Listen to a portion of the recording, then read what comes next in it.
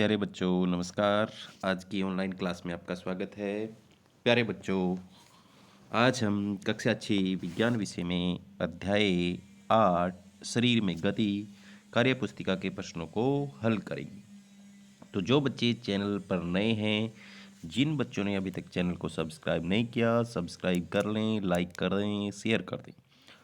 तो आज का जो हमारा अध्याय है 8, उसका नाम है शरीर में गति। तो प्यारे बच्चों, शरीर में गति अध्याय शुरू करते हैं हम आज।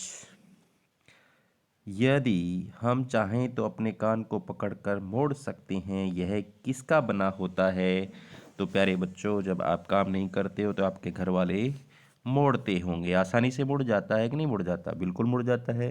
कान उपास्थि का बना होता है प्यारे बच्चों। किसका बना होता है? जो अस्थि जितना कठोर नहीं होता, इसलिए मुड़ जाता है। तो आप समझ गए होंगे इसमें क्या लिखना है। कान उपास्थि का बना होता है जो अस्थि जितना कठोर नहीं होता। शरीर के ऐसे ही किसी एक अन्य अंग का नाम बताओ। तो प्यारे बच्चों, कान से थोड़ा आगे इधर चलो मुंह की तरफ। तो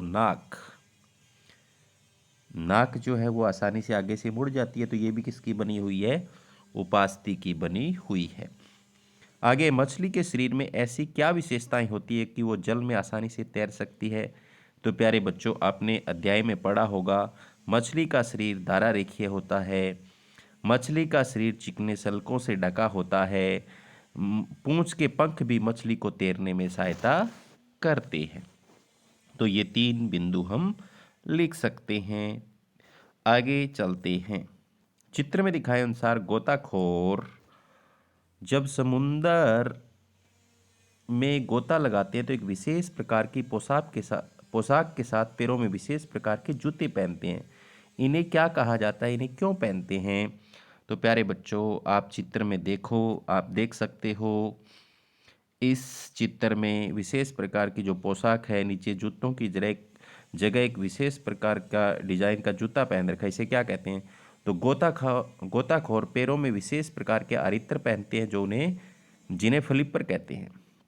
क्या कहते हैं प्यारे बच्चों? इनको फ्लिपर कहते हैं। ये इन्हें तैरने में सहायता करते हैं, इसलिए वो पहनते हैं। ठीक है, क्यों पहनते हैं? क्योंकि ये तैरने में सहायता करते हैं और इन्हें कहते क्या है? फ्लिपर कहते हैं। आगे चलते हैं नेक्स्ट। हमारे शरीर के विभिन्न हिस्सों में गति करने के लिए जोड़ होते हैं, जहां से हम शरीर के भागों को मोड़ सकते हैं या घुमा पाते हैं। इन स्थानों को क्या कहते हैं? संधि कहते हैं।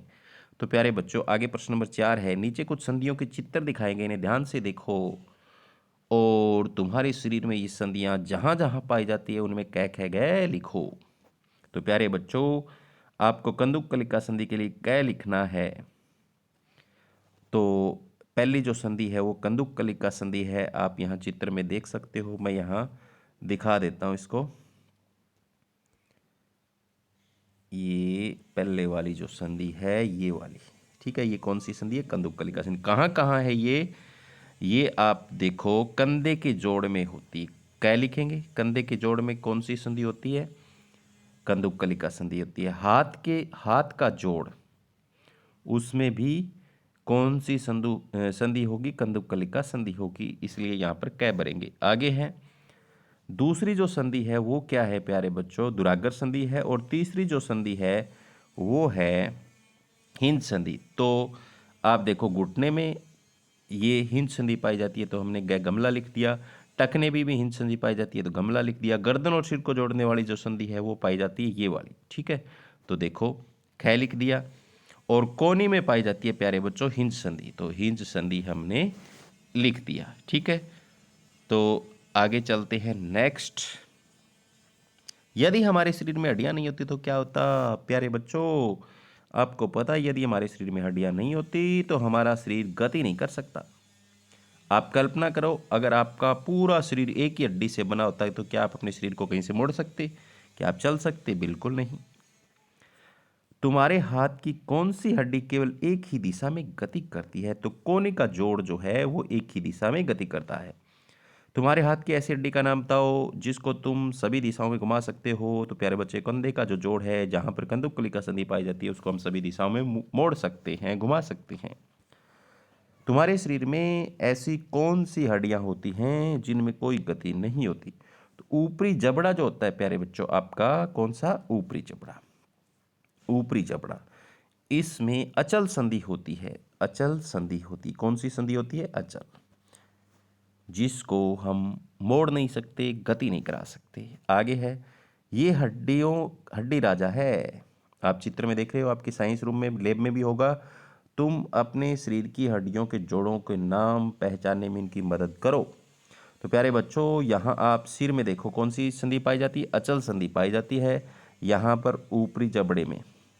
कंधे में आपको पता ही है कंदुकलिका संधि होती है, सिर और गर्दन को जोड़ने वाली, पता ही आपको दुराग्र संधि होती है। यहाँ पर देखो, यहाँ पंसलियों के अंदर अचल संधि है और यहाँ भी अचल संधि होती है। यहाँ कोहनी में हिंज संधि होती है और यहाँ फिर देखो कंदुकलिका संधि होती है। आप पैर को यहाँ से सभी दिशाओं में घुमा सकते हो। यहाँ घुटने में हिंज संधि होती है और यहाँ उंगलियों में भी हिंज संधि होती है। तो प्यारे बच्चों, आप इस तरीके से इसकी जगह पर लिख सकते हो। प्रश्न नंबर 6 है। 6 में क्या है? हड्डियां तो हमारे शरीर के भीतर होती हैं, फिर किसी की हड्डी टूट जाने पर डॉक्टर इसकी कैसे जांच करता है? तो प्यारे बच्चों, आपने देखा होगा डॉक्टर क्या करता है? एक्सरे करता है। सोच कर बताओ, यदि पूरी उंगली एक ही हड्डी से बनी होती, यानी कि उसमें जोड़ नहीं होता, तो क्या होता? तो हम अपनी उंगली को मोड़ नहीं पाते। ठीक है। सांप केंचुए की तरह सीधी रेखा में गति क्यों नहीं करता? प्यारे बच्चों, सांप का शरीर अनेक वलयों का बना होता है। प्रत्येक वलय उसे आगे की ओर धकेलता है, जिससे सांप बहुत तेज गति से आगे की ओर चलता है। सांप अनेक वलयों से बना होता है उसका शरीर। आगे, यदि हमारे शरीर में मांसपेशियां नहीं होती तो क्या होता? तो प्यारे बच्चों, हमारा जो शरीर है हड्डियों से जो बना होता है, प्रत्येक हड्डी को मांसपेशियां खींचती है। ठीक है, मांसपेशियों की सिकुड़ने और फैलने से हमारा शरीर गति करता है। अगर मांसपेशियां नहीं होती तो हमारा शरीर गति करने में असमर्थ होता। यदि हमारे शरीर में मांसपेशियां नहीं होती तो हमारी अस्थियां गति करने में असमर्थ होती। ठीक है, इसका ये लिखेंगे। आगे चलते हैं। तुम अपने पेट व हाथ की मांसपेशियों को अपनी मर्जी से सिकुड़ने व फैलने से क्यों नहीं रोक पाते? पेट व हाथ की मांसपेशियां मस्तिष्क द्वारा स्वयं नियंत्रित होती है, इसलिए ये अनैच्छिक पेशियां हमारी इच्छा के अनुसार नहीं हो सकती। ठीक है। तुमने बरसात में केंचुए को तो देखा, अपने शिक्षक व साथियों के साथ चर्चा करके बताओ कि केंचुआ अब हमारी तरह सीधा खड़ा क्यों नहीं हो सकता? तो सीधी सी बात है प्यारे बच्चों, क्योंकि इसमें अस्थि पिंजर नहीं है, हड्डियों का ढांचा नहीं है हमारी तरह। ठीक है। आगे है, तुम अपने घर से या साथी के घर से कोई एक्सरे फिल्म लो। एक्सरे फिल्म लो, अपने साथियों के साथ चर्चा करके पता करो कि शरीर के किस भाग की एक्सरे फिल्म है, साथ ही उसे विभिन्न भागों को पहचानने में का प्रयास करो। प्रश्न नंबर 7 है, निम्न कथनों को सही पढ़कर गलत और सही के निशान व गलत कथनों को ठीक करके लिखो। पेशियों के जोड़े के समांतर क्रम में सिकुड़ने व फैलने से अस्थियां गति करती है। तो बिल्कुल सही है। इसमें पेशियों के जोड़े, पेशियों के दो जोड़े होते हैं, एक सिकुड़ता एक फैलता है, तब हमारी अस्थियां गति करती हैं। तो ये सही बात है। आगे है, तिलचट्टे के वक्ष की पेशियां तिलचट्टे के तिलचट्टे के वक्ष की पेशियां 3 जोड़ी पैरों एवं 2 जोड़ी पंखों से जुड़ी होती है। सही बात है। तिलचट्टे के चलने और उड़ने में रुकावट डालती है कि रुकावट डालती है? क्या गलत कह रखे हैं ना, रुकावट नहीं डालती प्यारे बच्चों, मदद करती है। तो रुकावट की जगह क्या करेंगे? मदद करती है। ये रुकावट डालती काटेंगे, क्या लिखेंगे? मदद करती है या सहायता करती है। आगे है, आगे नेक्स्ट में क्या है? शरीर की निचली सतह पर सूक केंचुए को भूमि पर पकड़ बनाने में सहायता करते हैं। बिल्कुल सही बात है, तो राइट का निशान लगा देंगे। अस्थि कोमल एवं लचीली होती है। क्या यार, गलत बात कर रहा है, क्योंकि क्या आपने देखा है अस्थि हमारी हड्डियां कोमल होती हैं, लचीली होती हैं? बिल्कुल नहीं होती, उपास्थियां होती हैं। तो यहाँ इसको काटा लगाएंगे और सही करेंगे। अस्थि की जगह क्या लिखेंगे? उपास्थि लिखेंगे।